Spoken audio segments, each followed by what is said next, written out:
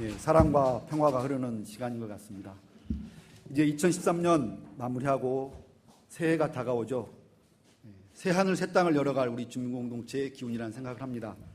우리 이훈삼 목사님 사랑의 줄 메시지 선포 있겠습니다. 박수로 맞아주시죠.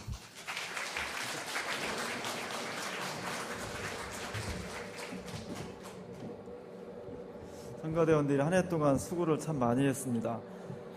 교회 여러분들이 참 많은 봉사를 통해서 교회가 이루어지는 건데, 특별히 성가대는 예배 시간 전에 또 예배 끝나고 많은 시간 동안 연습을 해야 돼서 사실은 가장 힘든 사명 중에 하나입니다.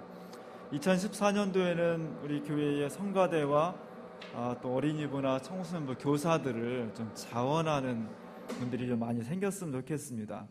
그래서 하나님을 찬양하고 우리 다음 세대를 길러내는 중요한 사역에 자기 시간과 정성과 마음을 좀 들이면 교회의 미래가 훨씬 더 아름답겠다는 생각을 합니다. 많이 자원하실 거죠? 시원찮네요. 한 주간 동안에 좀 목소리가 커졌으면 좋겠습니다. 이스라엘 역사를 가만히 들여다보면 우리나라도 그렇고 역사가 항상 일정하지는 않거든요. 역사의 사이클이 있습니다. 잘 되는 때가 있는가 하면 좀 몰락하는 때도 있고, 그것이 반복되는 게 역사인데, 이스라엘의 역사가 가장 절정에 이르렀을 때, 그때는 지금부터 한 3000년 전쯤 됩니다. BC 1000년경에 다윗과 솔로몬 시대에 가장 나라가 강성했고 풍요로운 시대였습니다. 영토가 가장 넓었습니다. 그래서 지도를 보면은 거의 남쪽으로는 에집트하고 국경을 맞이하고 있고, 북쪽으로는 헬몬산 너머까지 있습니다. 그 주변에 모압, 암몬 이런 족속들을 다 영토에 포함시키고 있죠. 굉장히 광대한 그런 역사를 가지고 있습니다. 근데 솔로몬 시대에 균열의 조짐이 보이기 시작합니다. 그것은 솔로몬이 너무 백성들을 강압 정책을 써서 부역을 많이 시켰고 세금을 너무 많이 걷었습니다. 그러다 보니까 불만이 생겨나왔고 나라가 불로 분열이 됩니다. 솔로몬 죽은 다음에 나라가 분열이 되는데, 딱 지도로 봐도 영토가 굉장히 축소되어 있습니다. 남쪽 경계선, 북쪽 경계선도 축소되어 있고, 모압, 암몬 이런 것도 다 독립해 있고, 블레셋도 독립해 있고, 북쪽을 이스라엘 왕국, 남쪽을 유다 왕국이라고 표현을 합니다. 저런 역사 속에서 하나님께서 이스라엘 백성들에게 고통스러운 과정을 허락하십니다. 나라가 분단되었다는 것은 그냥 반으로 쪼개졌다 이것이 아니라, 그 사이에 국가의 세력이 약화되면서 결국은 북왕국도 멸망하고 한 150년 후에 남왕국도 멸망하고, 그래서 한때 다윗과 솔로몬 시대의 고대 근동 지방의 맹주로서 굉장한 힘을 자랑하던 이스라엘 왕국이 역사에서 한동안 사라지는 그런 결과를 가져오게 됩니다. 이스라엘 백성들 북왕국은 아시리아라는 제국한테 멸망을 당했습니다. 아시리아는 고대 근동의 대제국이었거든요. 그래서 그 사람들은 자기네가 얼마나 용감했는지, 얼마나 주변에 많은 약속들을 잔인하게 짓밟았는지 거대한 벽에다가 부조로 다 기록을 했습니다. 그림으로. 저기도 보면은 변변치 않은 무기를 가지고 무서운 맹수인 사자를 막 상대로 싸움을 하죠. 그들의 용감함, 기계, 전투성 이런 것을 드러내면서 우리한테 함부로 덤벼들지 마, 이런 신호를 주는 거죠. 대형 박물관에 저걸 전시를 해놨습니다. 북왕국이 왜 이렇게 됐을까? 호세아가 활동하던 BC 8세기 후반부 750년, 720년 요 정도 사이에 북왕국 이스라엘에 25년 동안 왕이 6번이 바뀌었습니다. 지금처럼 4년 임기제로 선거를 통해서 바꾼 게 아니라, 그때는 한 번 왕이 되면 죽을 때까지 하는 건데 25년 동안에 6명의 왕이 바뀌었어요. 그 중에 4명이 암살을 당했습니다. 얼마나 나라가 혼란했겠습니까? 지금으로 말하면 4번의 군사 쿠데타가 일어난 거죠. 그런 혼란한 와중 가운데에서 나라가 평안할 수가 없는 겁니다. 결국 이스라엘은 아시리아 제국한테 멸망을 당했습니다.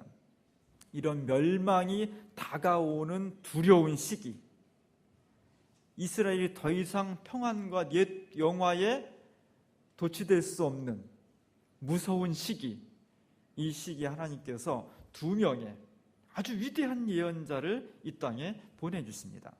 아모스와 호세아 예언자입니다. 근데 이들은 약간의 시차를 두고 활동했지만 굉장히 성격이 다릅니다. 아모스는 진짜 저렇게 생겼는지 모르겠어요. 그러나 그가 선포한 메시지를 분석해보면 굉장히 강합니다. 남성적이에요. 웅장해. 가차없이 정의를 선포하고 불의를 심판하며 악을 물리치고 하나님의 공의가 이 땅 위에 강물처럼 흐를 것이라는 것을, 그리고 불의한 권력, 부의 편중, 이런 것들을 요만큼의 그 둘러서 표현한 것이 그냥 직설적으로 선언을 해버립니다. 아주 남성적이죠. 과격하죠. 동시대에 살았던 또 한 사람의 호세아는 전혀 다른 색깔로 하나님의 구원을 선포합니다. 굉장히 여성적으로, 굉장히 모성적인 사랑. 아모스가 잘못된 것을 단칼에 심판해 버린다면 호세아는 자식을 막 애끓는 마음으로 막 보듬고 상처를 싸매주고 제발 돌아와라, 왜 안 돌아오니, 눈물 짜고 막 이런 그런 모습으로 하나님의 음성을 들려주고 있습니다. 오늘 호세아가 그 음성을 호세아 11장에서 우리에게 들려주고 있는 겁니다.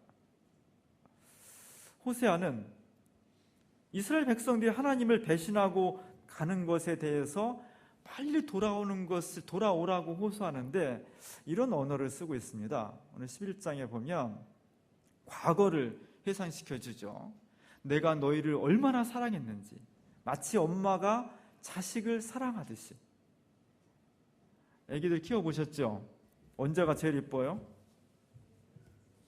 예? 예. 잘할 때 이쁘죠? 잘 때요? 맞아요. 나이로 치면 제가 경험한 바로는 돌 때쯤이 가장 예뻐요. 돌 때 어때요? 막 옹알이 배워요. 엄마, 아빠. 다른 사람이 들으면 잘 못 듣는데 엄마는 기가 막히게 다 번역하죠.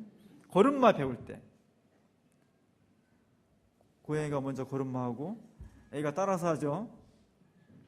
아무개야 부르면 뒤를 돌아볼 때, 그리고 엄마를 보고 막 웃을 때, 그리고 잘 걷지도 못하는데 뒤뚱뒤뚱 하면서 엄마 아빠를 향해서 막 걸어올 때, 저 때가 제일 이쁜 거예요. 오늘 호세아가 하나님과 이스라엘은 어떤 관계냐? 이런 관계였다는 거예요. 내가 너희를 걸음마를 가르쳤다는 거예요. 너희가 넘어지면 막 일으켜주고 팔로 안아서 막 뽀뽀해주고 비비고 막 진짜 눈에 넣어도 아프지 않을 것 같은 그런 정도의 사랑을 하나님께서 이스라엘 백성들의 역사 속에서 보여주었다는 겁니다. 아이가 계속 저 상태에 머물렀으면 좋겠죠. 근데 애들이 크면 그렇습니까? 옛날에 우리 때는 미운 7살이라고 해서 미운 7살. 어떻게 말을 않는지. 그러다 연령이 하강돼서 미운 4살이 됐다. 요즘은 2개 합쳐가지고 미운 5살. 5살 때 제일 말 안 듣는데. 옛날에는 뭐 갖다 가져와라 심부름 시키면 먼저 나서가지고 그냥 달려가가 가져오고 막 이러던 아이들도 조금 지나면 이제 안 해. 싫어. 그리고 막 대들어. 자기 주장을 막 펼치고. 부모는 아이에 대해서 크게 자라나면서 2번 실망을 합니다. 이렇게 미운 5살, 미운 4살, 미운 7살 이렇게 아주 어린아이였다가 초등학교 들어가기 전까지 한번 크게 실망을 해. 옛날에 내 아이가 아닌 거죠. 근데 초등학교 들어가면 이제 그 초등학교 체제에 물이 들고 순응하며 살아가죠. 그러나 그것이 다가 아니었다는 것을 뒤늦게 깨닫게 됩니다. 중학교 1학년, 2학년 정도 되면 부모가 감당할 수 없을 정도가 돼버려요. 밖으로 나가고 관계가 가족과 친구가 아니라 그 친구의 친구, 그 친구의 친구, 학교를 넘나들고 동네를 넘날리면서 도저히 감당할 수 없을 정도의 부모에게 상처를 주게 됩니다. 저걸 우리가 보통 중2병이라고, 중2병. 어떻게 안 돼? 주변에서 많은 조언을 해줘요. 참아야 된다, 타일러야 된다, 하고 싶은 거 다 해줘라, 다 해줘. 그럼에도 불구하고 돌아오는 것은 그 아이가 예전의 아이가 아닌 거예요. 저때 내 아이가 굉장히 낯설어집니다. 이게 진짜 내 뱃속으로 난 애가 맞나?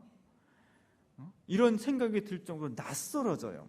그 낯설다는 것은 부모에게 상처가 된다는 거예요. 그래서 중2는 그냥 중2가 아니고 오죽하면 죽이고 싶은 중이다, 이렇게 얘기가 나올 정도로 다 사춘기의 경험을 그렇게 하고 있는 겁니다. 이럴 때 부모는 자식으로부터 배신감을 느껴요. 내가 이렇게 정성을 다해줬는데, 이렇게 너 하고 싶은 것을 정말 다른 부모와 다르게는 내가 좀 특별하게 해준다고 해줬는데 돌아오는 것은 냉담하거든요. 전혀 그 이야기를 듣지 않는 것처럼 보이거든요. 부모가 배신감을 느끼고 상처를 받아요. 오늘 하나님께서 이스라엘 백성들로부터 그런 상처를 받았다는 겁니다. 너의 걸음마를 가르쳐주고 팔로 안아주고 하고 싶은 거 다 해주고 필요한 거 다 공급해주고 정말 사랑해줬는데 이스라엘이 중2쯤 돼가지고 팽 돌아버렸다는 거예요. 하나님을 모른다고 했다는 거예요. 그 상처, 그 아픔, 그 고통을 지금 호세아가 이스라엘 백성들에게 말하고 있는 겁니다. 하나님이 이렇게 아파요. 하나님께 이렇게 당신들 때문에 상처를 받고 있습니다.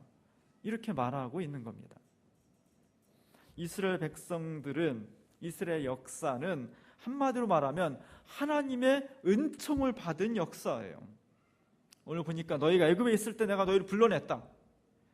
애굽이 어떤 생활이었습니까? 종이었어요. 종, 노예. 그 노예 생활에서 하나님께서 이스라엘 백성들에게 자유를 주었습니다. 출애굽의 자유. 날마다 다른 사람들로부터 내 생활이 억압을 받아요. 체크를 받아, 감시를 받고 노동에 시달려. 그런 삶에서 이제 네 마음대로 살아도 돼. 애굽에서 탈출하는 저 이스라엘 백성들은 정말 가진 것 없어도 노래가 절로 나오고 춤이 절로 나오는 자유와 해방을 만끽하는 거였습니다. 우리가 36년 동안 일제에서 해방되었을 때 온 국민이 나와서 춤을 췄는데 430년 동안 노예로 살다가 너 자유야, 뭘로 표현할 수 없는 그런 기쁨이었을 겁니다. 이스라엘 백성들이 이런 은총을 받을 자격이 있었을까요? 그런 자격이 있었다면 은총이 아닌 겁니다. 대까지. 그러나 출애굽은 은총이었습니다. 아무런 자격이 없는데 그냥 주신 하나님의 선물이었습니다. 거기다 더 중요한 것은 자유케 하신 것에서 나와서 가나안 땅을 선물로 주었다는 거예요. 가나안 땅은 에집트나 광야와는 전혀 성격이 다른 땅이었습니다. 그곳은 정착할 수 있는 땅, 농사를 지을 수 있는 땅, 가축을 길러서 새끼를 낳고 번영할 수 있는 땅, 그걸 하나님이 선물로 주면서 내가 너희를 이렇게 사랑하니까 한 가지 조건이 있다. 뭐 나한테 많은 것을 뭐 이유를 남기라는 것이 아니라 이렇게 내가 했다는 것을 잊어버리지 말아다오. 내가 너희의 하나님이며 너희에게 사랑을 베풀었으며 그것에 늘 하나님께 우리를 사랑해 주셨지, 그걸 잊지 말라는 그 딱 한 가지만 요구를 하신 겁니다. 처음에 이스라엘 백성들이 그것을 기억했겠죠. 그런데 시간이 지나면서 바알의, 가나안 땅의 신인 바알에게 하나님을 버리고 바알을 숭배하기 시작했다는 겁니다. 바알은 가나안의 토착신이에요. 지금 우리나라로 얘기하면 샤머니즘입니다. 그래서 이 땅에 많은 백성들이 곡식이 잘 되는 것 바알의 은총입니다.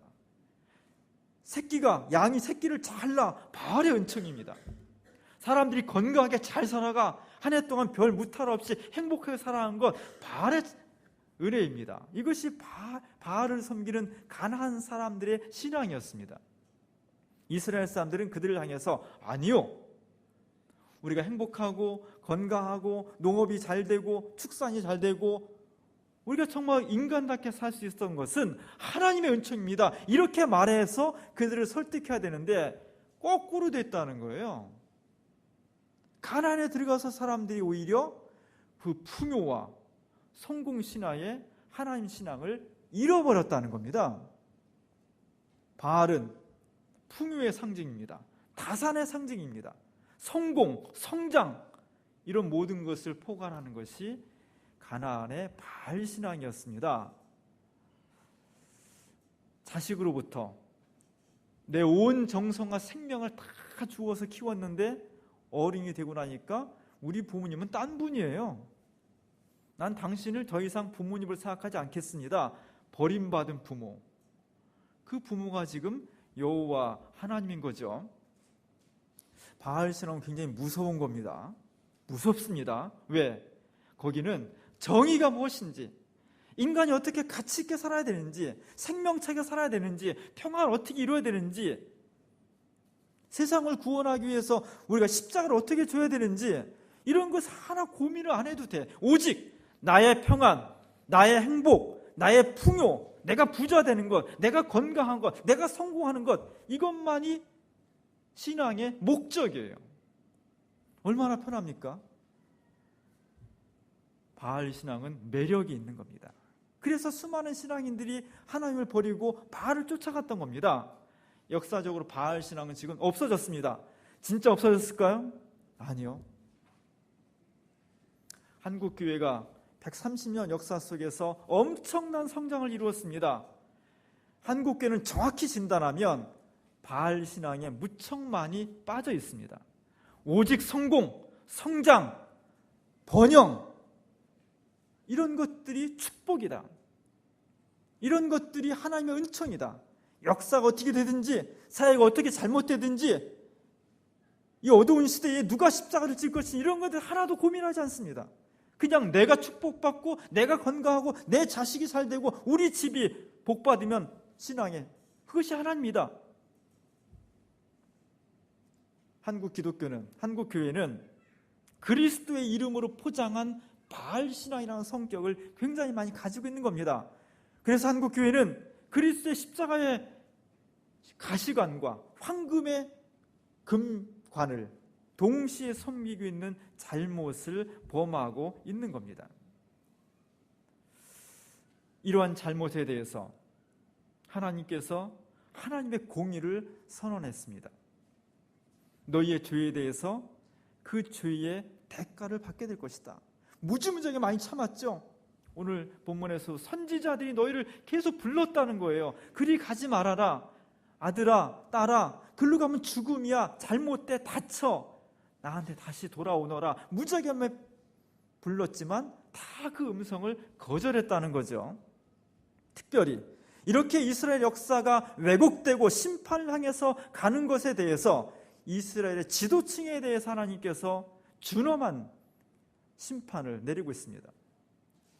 백성이 다 그렇다 할지라도 하나님의 백성들을 주님께로 인도해야 될 지도자들, 그들에 대해서 너희가 이 사람들을 설득하고 선언해서 그들을 나한테 데려와야 되는 것 아니냐? 똑같이 심판을 선언했지만 이스라엘의 지도층에 대해서 더 준엄한 심판을 단행하셨습니다. 이스라엘이 멸망당했죠. 그 중에서 지도자들은 아시리아로 끌려갔습니다.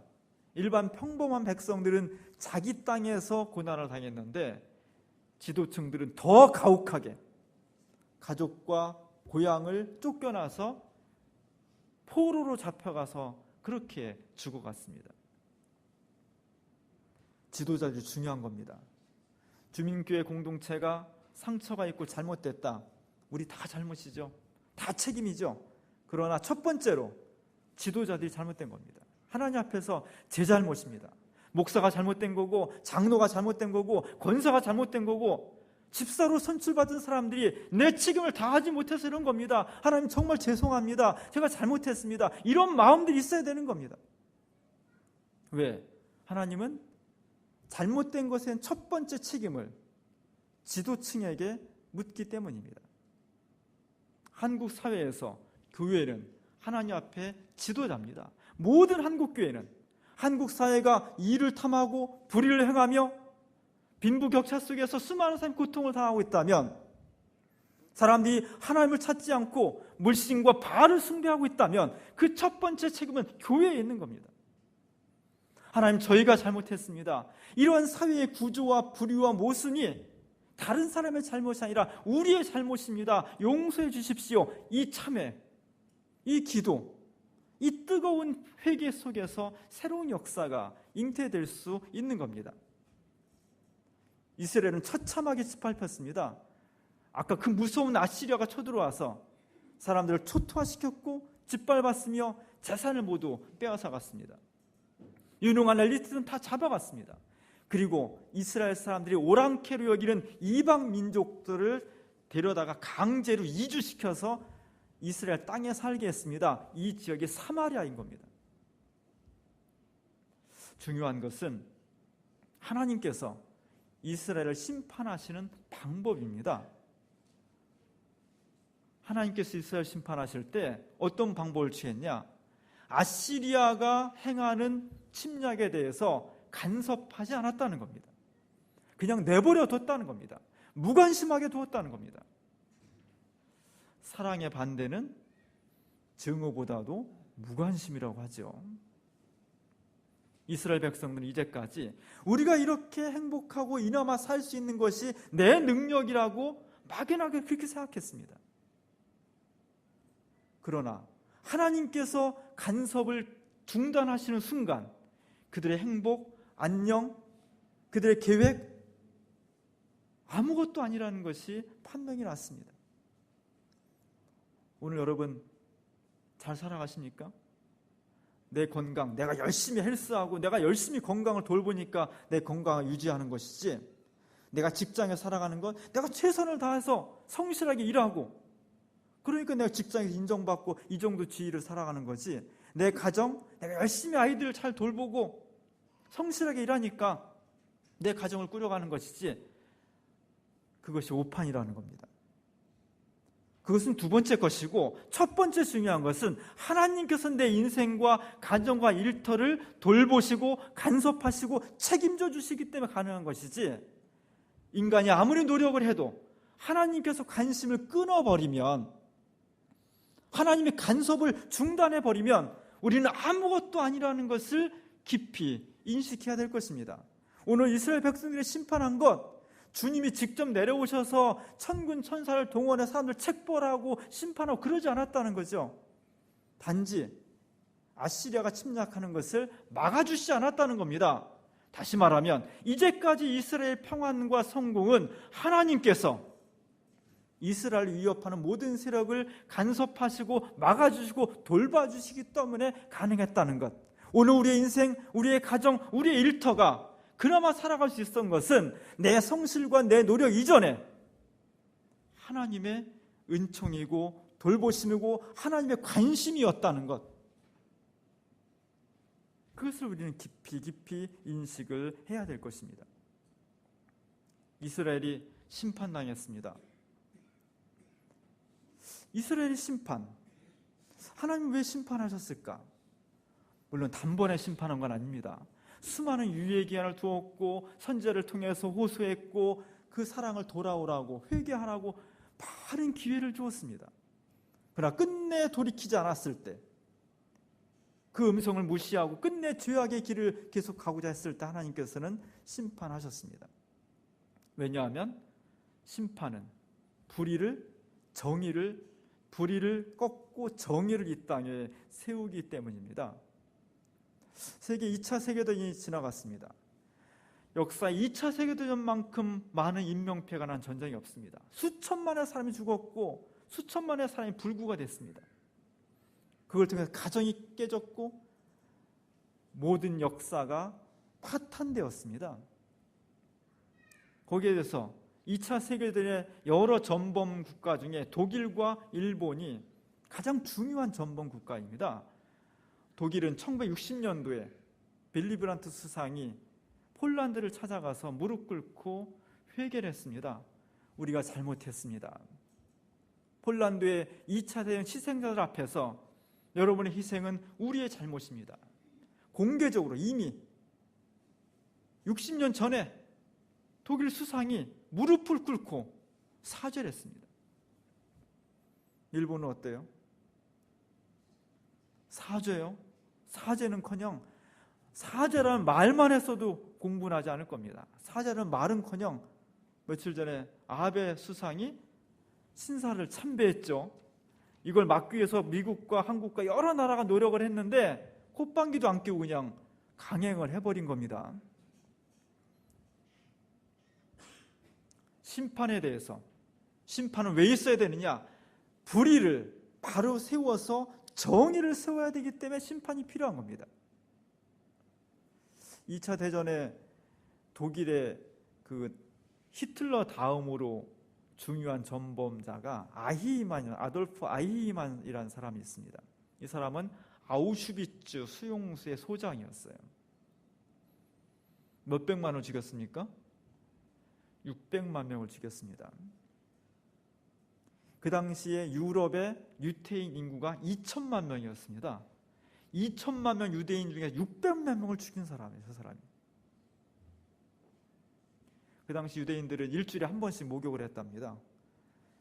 다 밖에서 다 옷 벗고 키 순서대로 다 정렬해서 옷을 다 벗고 들어가서 물을 딱 틀었는데 물이 나오면 일주일 사는 거고 가스가 나오면 그대로 죽는 겁니다.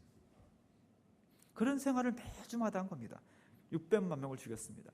전쟁이 끝나고 도망갔죠. 이스라엘 정부국에서 사람 끝까지 추적해가지고 재판대에 세운 겁니다. 히틀러의 고향인 뉘른베르크 재판장에 세워서 1960년도에 세워서 1962년도에 교수형을 시켰습니다. 왜 그랬을까? 증오였을까? 복수였을까? 그런 분도 있겠죠. 그러나 악에 대해서, 악을 심판하지 않았을 때 정의가 죽기 때문에 정의를 세우기 위해서 끝까지 그런 추적을 하는 겁니다. 하나님께서 자식 같은 이스라엘을 왜 심판을 가만 보고 계셨을까? 아무리 설득을 해도, 아무리 설득하고 달래고 으름장을 놓고 때로는 막 사정을 해도 눈 하나 깜짝 안 하는 거예요. 더 이상 놔뒀다가는 진짜 죽음에 이를 것이기 때문에 죽음에 이르지 않도록 다시 한번 하나님의 심판과 정의를 세운 것입니다. 그것이 이스라엘의 멸망이었습니다. 멸망하는 자식을 보는 부모의 심정이 어떨까요? 만세였을까요? 기분 좋습니까? 시원합니까? 멸망당하는 이스라엘 백성을 이상한 걸 하나님의 마음이 아팠다는 겁니다. 오늘 호세아가 전하는 건 그거예요. 너희들이 그렇게 심판을 당했는데 내 마음이 너무 아팠다는 겁니다. 자식이 너무 말썽 부리고 못되게 보니까 어머니가 회초리를 들어서 피가 나도록 때리죠. 저 어머니는 절대로 폭력적인 엄마가 아닙니다. 그럼에도 불구하고 자식이 잘못되는 것을 방치할 수가 없는 겁니다. 그리고 때렸습니다. 맞은 놈은 울죠. 당연히 아프니까. 때린 사람은 시원합니까? 엄마도 울고 있는 겁니다. 어쩌면 자식보다 더 많이 우는 겁니다. 어쩌면 자식이 아픈 다리를 보여잡고 잠드는 그 상처를 싸매면서 밤새도록 울었을 겁니다. 하나님은 그런 겁니다. 호세아가 전한 하나님, 이렇게 애절한 어머니, 우리의 상처를 싸매고 고통스러워서 아파하는 그 어머니로서의 하나님 우리에게 보여주고 있는 겁니다. 그럼에도 불구하고 왜 상처를 주고 왜 심판을 단행하느냐? 하나님이 주시는 심판은 보복이나 응징이 아니라 우리를 새롭게 하기 위함입니다. 정화, 새로운 존재, 새로운 역사, 새로운 탄생을 위한 것이라는 겁니다. 건물이 해체될 때마다 수많은 철들이 나오죠. 아무짝에도 쓸모없는 철 조각들이 포항에 제철소에 가서 저렇게 용광로에 들어가면 다 모아져서 수천도 수만도의 열로 끓여서 새로운 철로 탄생을 하는 거죠. 우리나라에서 제일 비싼 알바가 저거 아닙니까? 쇳물이 몇 도인가 서로 찍어보는 거. 무지하게 뜨거운 곳에 들어갔을 때 불순물, 녹슨 거, 부족한 거 다 녹아서 하나의 새로운 철로 탄생해서 중요한 역할을 감당하는 거죠. 하나님이 우리를 심판하시는 것은 그 고난과 아픔 가운데에서 뜨거운 속에서 용광로처럼 아픔이 오지만 그 과정을 통해서 우리가 새롭게 거듭나는 것, 정말 하나님의 자녀로서 새롭게 거듭나는 것, 그것을 원하는 겁니다. 오늘 호세아가 그런 하나님의 심정을 전하고 있습니다. 그런데 호세아는 이 심정을 전할 때 그냥 심정으로 전하는 것이 아니라 자기의 체험 속에서 우러나오는 정말 애가 끓는 절절한 마음으로 전하는 겁니다. 왜? 호세아가 바로 그런 경험을 했거든요. 호세아에게는 고멜이라는 아내가 있었습니다. 멋있죠? 저 영화니까 저렇게 멋있게 하면 진짜 저런지는 모르겠어요. 그러니까 남들이 볼 때 굉장히 매력적인 그런 여성과 결혼했습니다. 근데 저 여성에게는 정말 중요한 단점이 있었습니다. 호세아에게 만족을 못하는 거예요. 계속 바람을 피죠. 그때마다 호세아는 그를 버리고 싶지만 그를 다시 데려옵니다. 요즘에도 남 배우자가 바람 피면 정당한 이혼 사유가 됩니다. 3000년 전에 여성이 바람을 피웠어. 발각됐어요. 예수님 당시에도 가늠하다 현장에 잡힌 여성을 어떻게 해요? 돌로 쳐 죽였죠. 지금도 중동에서는, 아랍에서는 돌로 쳐 죽입니다. 생각하기도 싫어요. 돌로 쳐 죽인다는 것은 너무 끔찍한 거예요. 돌로 쳐 죽여도 시원찮아. 3번씩이나 도망가 다시 되찾아왔는데도 감사하기는커녕 또 도망가고 계속 그러는 거예요. 마음 같아서는 돌로 쳐 죽이고 싶고, 그렇지는 않더라도 이혼해야죠. 근데 하나님이 그 마음을 허락하지 않는 거예요. 마음으로는, 진짜 생각으로는 버리고 싶은데 마음에서 끊임없이 고멜에 대한 사랑과 긍휼함이 다시 솟아나오는 겁니다. 그 경험을 통해서 호세아는 하나님이 나를 사랑하는 것이 바로 이런 것이겠구나.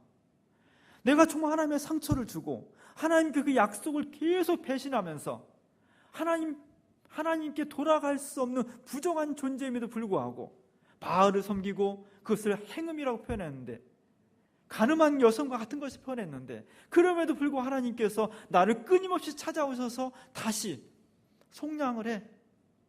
돈을 주고 나를 다시 사가, 다시 데려가. 그럼 우리는 고맙습니다 하고 얼마 있다 또 도망가고, 이런 것이 되풀이되는 것을 보면서 호세아는 하나님의 사랑이 얼마나 크고 위대한가 하는 것을 몸으로 느낀 거죠. 그리고 그 사랑을 받은, 체험한 사람으로서 이스라엘 백성들에게 호소하는 겁니다. 여러분, 하나님 여러분을 얼마나 사랑하셨는데, 여러분 지금까지 살아온 것이 그냥 살아온 겁니까? 일거수일투족 다 하나님이 여러분을 돌보시고 보호하시고 인도하신 겁니다.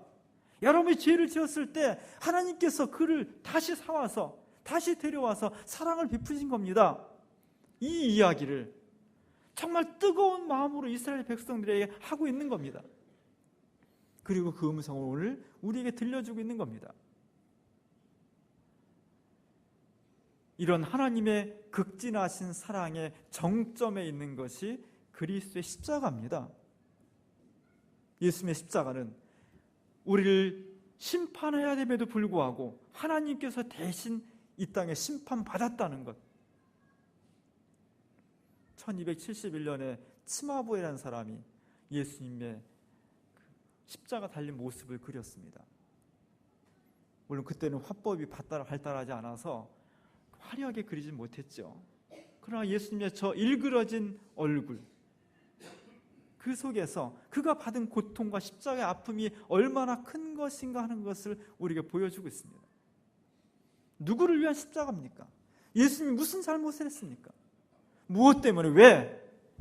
바로 우리를 구원하기 위해서, 우리를 돌보시기 위해서, 우리의 상처를 싸매기 위해서, 우리의 질병을 치유하기 위해서, 우리의 가정을 화목하게 하기 위해서, 이 시대와 역사를 바로잡기 위해서 우리가 당해야 될 심판을 예수님께서 대신 당하시고 대신 고난을 받으셨다는 것이 기독교의 복음입니다. 2013년 참 빠르죠? 제가 2012년 송년주일 예배 설교한 걸 보니까 진짜 엊그제 같은데 1년이 벌써 지났더라고요. 365일 저 달력 속에 우리는 수많은 사건들을, 신앙의 갈등을, 감사를, 많은 것들을 경험했습니다. 아마 하나하나 따져보면 엄청난 각자마다 분량이 될 것이고, 교회도 수많은 이야기거리가 저 속에 점여 있습니다. 어떻습니까? 돌아보니까 정말 감사하십니까? 정말 감사하신 분은 정말 감사하십시오. 너무너무나 감사한 것, 돌아보니까 너무 감사하다. 정말 하나님 앞에 감사해야 됩니다. 그것은 내 것이 아니라 하나님께서 지난 1년 동안 날짜 하나하나마다 나를 간섭해 주셨고, 보호해 주셨고, 막아주셨고, 돌봐주셨기 때문에 가능한 것입니다. 사회는 어떨까요? 개인차가 다 있겠지만 우리 사회는 별로 안녕하지 못하죠. 점점 더 아픔과 고통으로, 불통으로 치닫고 있습니다. 왜 그럴까? 모르겠습니다. 하나님께서 왜 이런 고통을 허락하실까? 모르겠습니다. 그러나 분명한 것은 우리가 주는 상처와 고통은 고통으로서 끝나는 것이 아니라 그것을 통해서 새로운 역사, 새로운 존재, 새로운 출발, 새로운 희망을 우리에게 부어주시기 위한 하나님의 놀라우신 계획입니다. 우리가 이것을 선언해야 됩니다. 그 속에서 새로운 희망이 나오며 새로운 복음이 탄생할 수가 있는 것입니다. 오늘 호세아 선지자가 하나님의 마음을 이렇게 전하고 있습니다. 내가 어찌 너희를 버릴 수 있겠냐? 너희가 아무리 죄를 저질렀어도, 아무리 죽을 죄를 저질렀어도 내가 너희를 절대로 버릴 수가 없다는 겁니다. 왜? 내가 버리려고 해도 내 마음속에서 내 뼛속 깊은 곳에서 너를 사랑하는 마음이 불붙듯이 일어난다는 거예요. 그 사랑이 너와 나 사이에 사랑의 줄로서 끈끈하게 맺어져 있다는 겁니다. 하나님 베풀어 주신 사랑의 줄을 꼭 잡으시기 바랍니다. 그리스도의 십자가를 통해서 우리의 베풀어 주신 고난의 사랑, 은총의 십자가의 줄을 꼭 잡으시기 바랍니다. 내가 너희를 어떻게 버릴 수 있겠냐? 내 마음속에서 너를 사랑하는 마음이 불붙듯 일어나고 있다는 애절한 이 하나님의 음성을 정말 귀담아 들으시기 바랍니다. 기독교 신앙은 이 사랑 앞에 그냥 무너져 있는 겁니다. 내 주장, 내 고집, 내 이익 그냥 무너져 버리는 겁니다. 이것이 기독교 신앙입니다. 하나님의 이 사랑 앞에 나의 모든 것을 무너져 내리는 사람, 그는 행복한 사람입니다. 그 속에 새로운 내일이 있고 새로운 감사가 있고 새해가 밝아올 수 있습니다. 지난 한 해 동안 우리를 보살피신 하나님의 은혜를 진심으로 감사하면서 그 감사함으로 2014년도를 새롭게 맞이할 수 있는 우리 모두가 될 수 있기를 주님의 이름으로 간절히 축원합니다. 기도하겠습니다. 은혜로우신 하나님, 지난 한 해 동안 우리를 붙잡아 주셨습니다. 우리를 바른 길로 인도하셨고 또 우리의 고난을 막아주시고 간섭해 주셨습니다.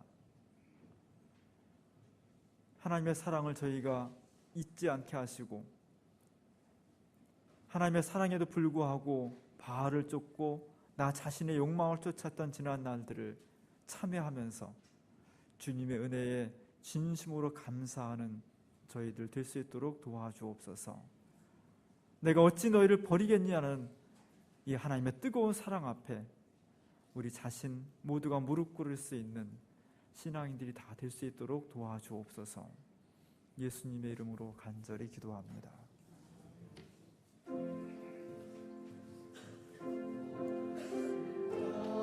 살아 사는 동안 지치지 않게 하시고 이 말씀 따라 사는 동안 주님 나라 이루소서.